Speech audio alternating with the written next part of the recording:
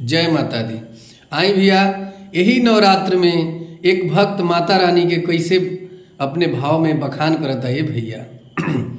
अरे कि दुर्गा माई के मंदिर में भीड़ लगल बा भारी, गूंज रहल बा धरती अंबर, भक्तन के जयकारी।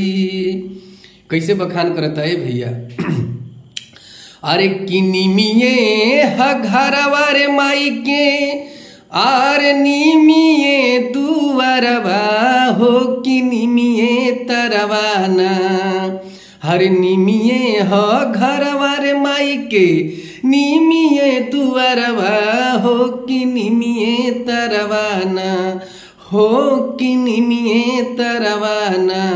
मैया मोरी डालेली झूलू हवा हो, किनिमिये तरवाना। मैया मोरी डालेली झूलू हवा हो, किनिमिये तरवाना।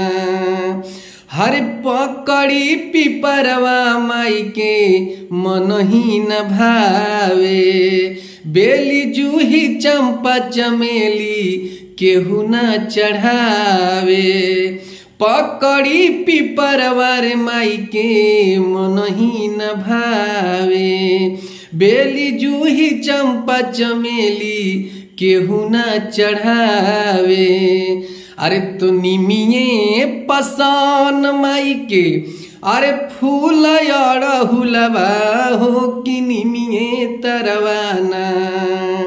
अरे निमिये पसान माई के, फूल अड़हुलवा हो, कि निमिये तरवाना हो, कि निमिये तरवाना।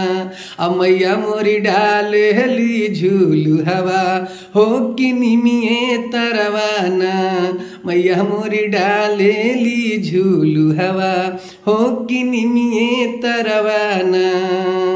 अरे निमिये घरवा रे माई के, निमिये दुआरवा हो, कि निमिये तरवाना हो, कि निमिये तरवाना।